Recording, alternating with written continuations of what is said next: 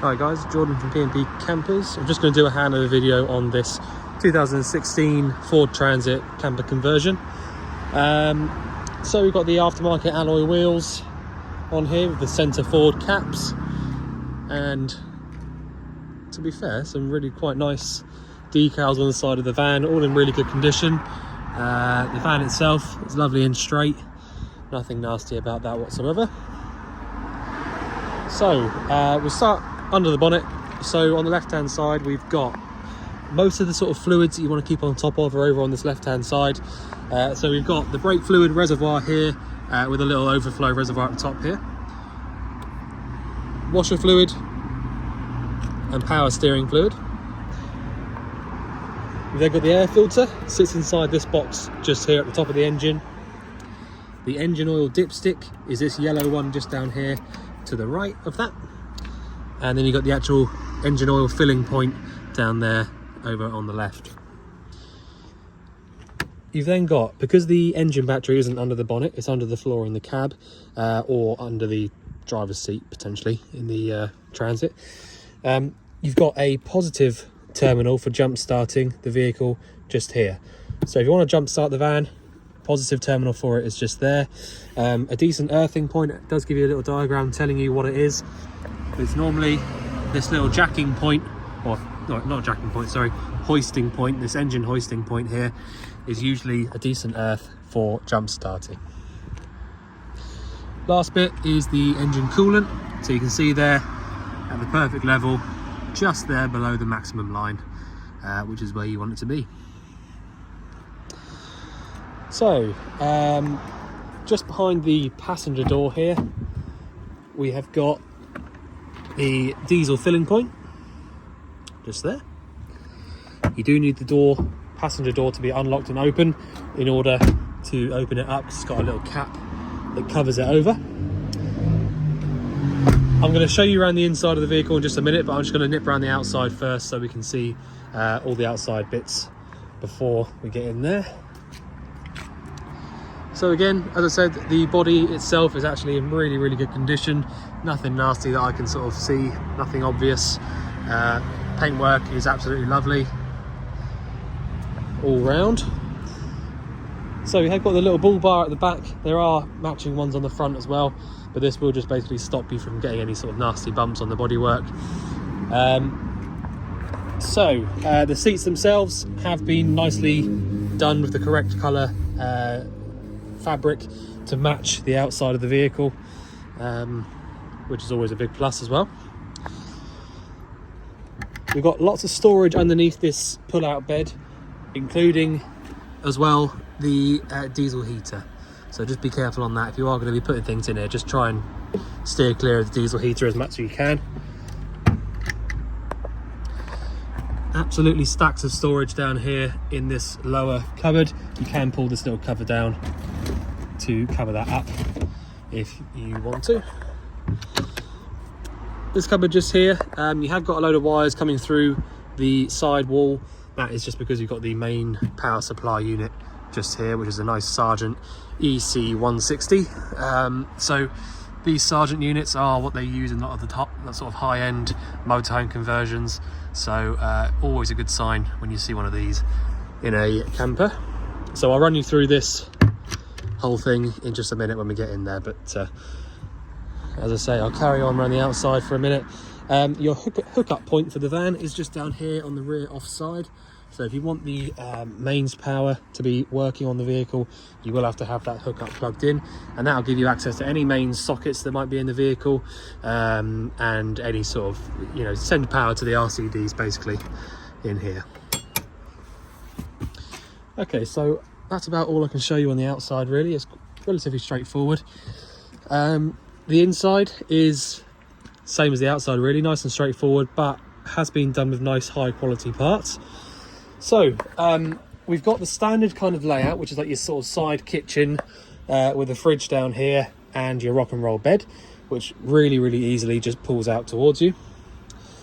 Behind the driver's seat there is a C-Tech split charger just there, which means that basically when your engine's running, you do get the charge from the engine into the leisure side of the battery. So all the time you're driving, you're giving both batteries a really good charge up. So that's another nice thing, a nice high quality part there in order to keep you going as you drive. So first things first, the fridge down the bottom, as I say, is a Dometic fridge, which is pretty much as good as you can get really on these smaller fridges. So the way that you work these fridges couldn't really be much easier. Press and hold on the on switch, wait for all the lights to go back out, and there you go. So all the time that the fridge looks like that, it means that it's working. You can then adjust the temperature however you want to. Press and hold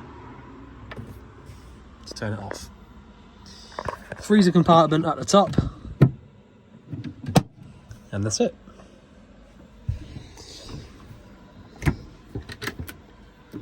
So yet more storage in the little cupboard above that. All of these sort of lockers, they might not look like much, but actually they are, for a small motorhome like this one, that actually is a lot of storage. You've got loads of storage over the cab here, and it's always nice to see that all the woodwork is the same colour and not damaged. Again, tons of storage right the way through to the back here. Same with this rear cupboard, and actually this is even bigger than the front cupboard, so tons of storage in there. Right, so I'll show you that in a minute. Okay, so we've got the 2-burner hob up the top just here. So assuming that you've got your gas turned on in the cupboard, you can then, if I just get this to the right position, you can then use your 2-burner hob. So this is also a Dometic unit, which is the 2-burner hob and the sink both in one sort of unit.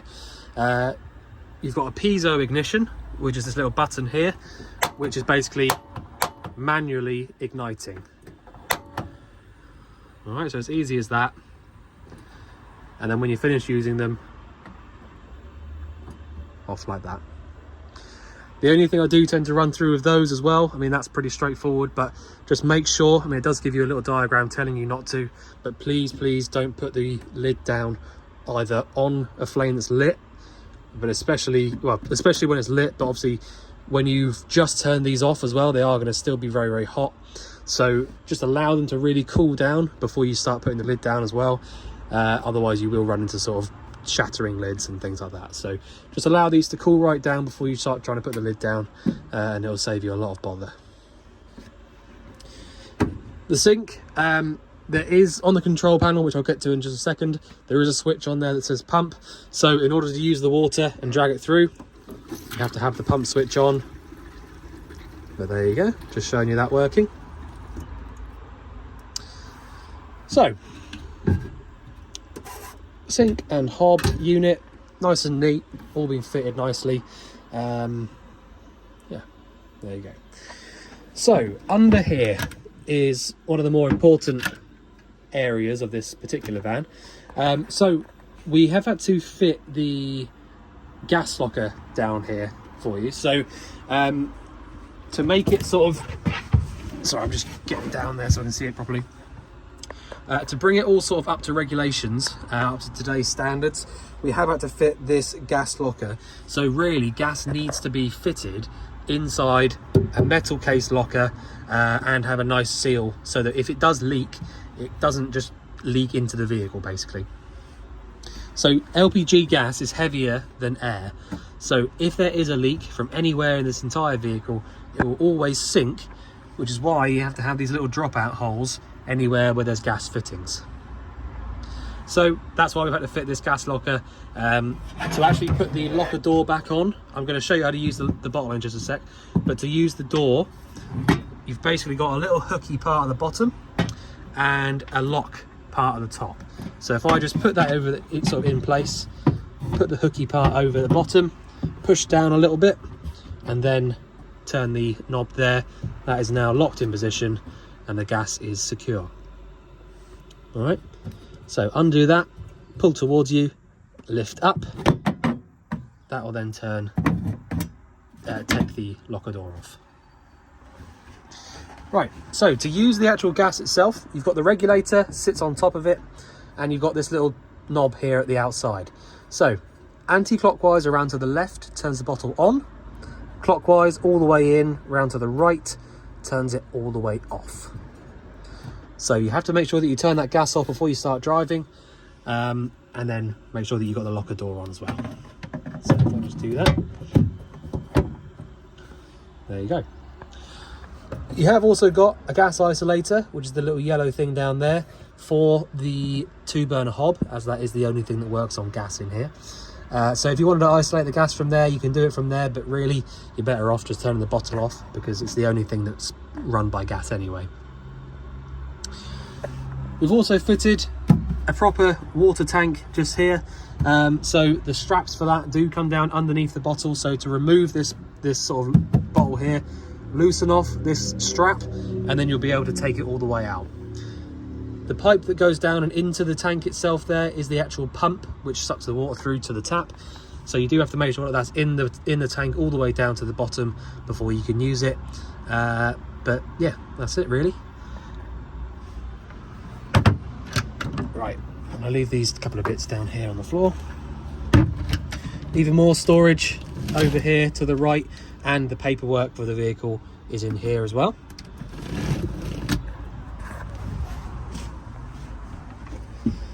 Okay, so what I'm going to do before I run through any of this sort of stuff here, I'm just going to go over the control panel up here. So the control panel itself, as I said, is a Sargent unit. It's a PSU, which means power supply unit. So anything that's got 12 volt power or 240 volt power comes here and then gets distributed wherever it needs to go to. So first things first, you've got this switch just here which says leisure battery and vehicle battery. So all the time that you want to use anything on the main, so we've got all the lights on, we've got the diesel heater on, we were using the fridge a minute ago, any of that sort of stuff, we want to be up on leisure battery. If we went down on vehicle battery, it's not going to do any sort of harm to anything, apart from the fact that it will start using the power from your vehicle battery. So after a little while, the vehicle battery will go flat and you won't be able to start the van up. So that's why it's so important to use the leisure battery switch up here when you want to use power.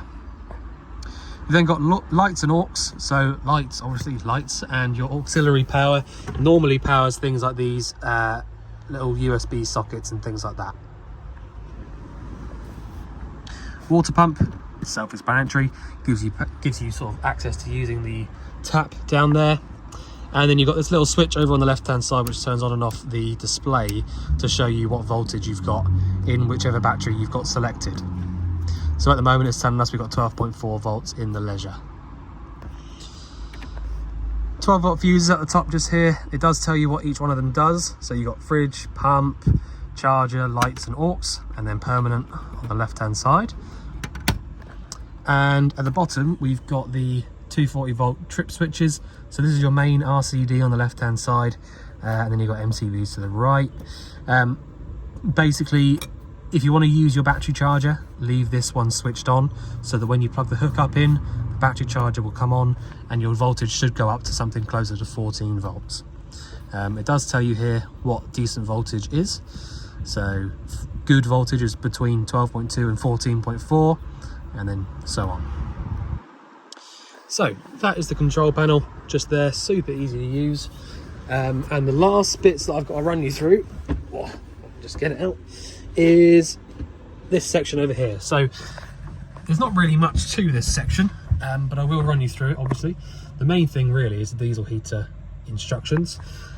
So we've got the 240 volt switches just here. It has also got a couple of USB sockets on us, which I'm assuming will come to life when you plug the hookup cable in as well. USBs are obviously 12 volt power, but because it's on this same unit, I'm assuming it's going to be coming off of this through like a transformer or something. So we've then got a couple of USB sockets, as I mentioned a minute ago, and lights from these two switches. The diesel heater, so relatively straightforward to use. When you come into the vehicle and turn the power on, you should be able to go through. It's going to tell you the voltage that it's got at the thing there. and then you can turn up the amount of power that it's using from there. So that's, there you go. And basically that is currently running. If I just, yeah, so we've got nice warm air coming out through there. These diesel heaters are a little bit, I mean, sometimes it's a little bit easier to, I've got another video I think on the channel where I run you through these diesel heaters, but so this is a timer. So if I just press that one there, you can set the timer on them. I'm going to have to sort of work this one out myself because this is slightly different to the usual ones that I would use. So I might have to do a separate video in just a minute for this diesel heater instructions. Normally they're pretty straightforward, but I've not used one of these particular ones before. So what I'm going to do is I'm going to leave the video here, and there will be a second video to watch of using the diesel heater. So I shall run you through that very shortly. Thanks very much.